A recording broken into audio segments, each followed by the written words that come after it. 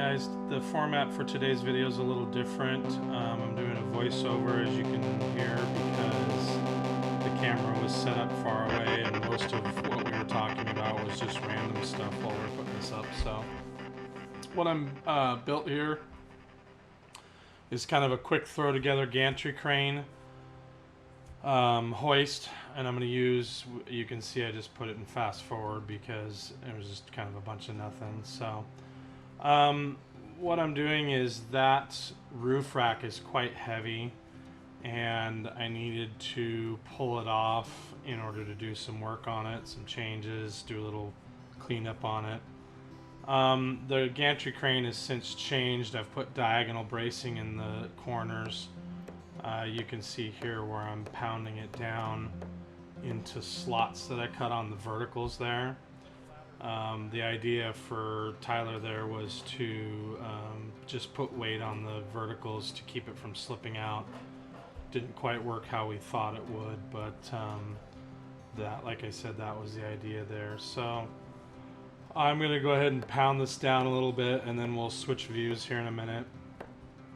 I would just lift that roof rack off the truck by hand, but it's too heavy. It weighs more than we can lift manually. I've since used this gantry crane to lift up a trailer we had, which weighed probably 3 or 4 times as much as the roof rack, and that's why I had to install the diagonal braces across the top corner, because it started to bow and flex those 2x8s. There's two 2x8s screwed together, and so I was able to lift the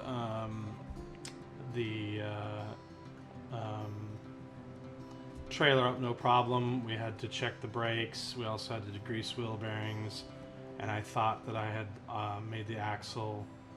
I towed something real heavy and I thought the axle was off center, but it's not. So we'll get to the next section here. Basically, I'm just trying to get that pounded into place. Here in just a little bit, we're gonna switch to a view that shows me up and on the crane. It's up on that ladder. You'll note that that's 16 feet up in the air. So if I fall from that height, I'm gonna be hurt bad. So it doesn't look like it's way up in the air, but those are 16 footers. And so working up at that height has been quite freaky.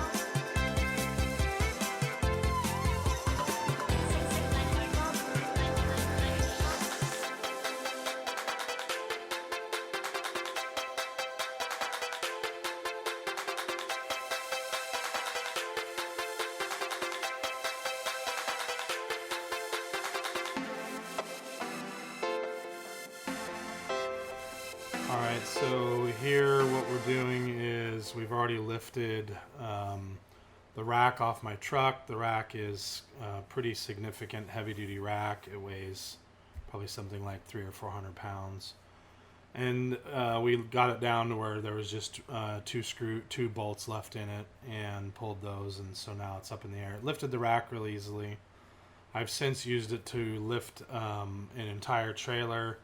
I had to use 3 pulleys, and I had to put cross braces in the corners. But it was able to lift, I would say the trailer probably weighed 1,500 pounds, something in there. And that was actually lifting it on the hitch, so all the weight was on the hitch. Tyler's just telling me here how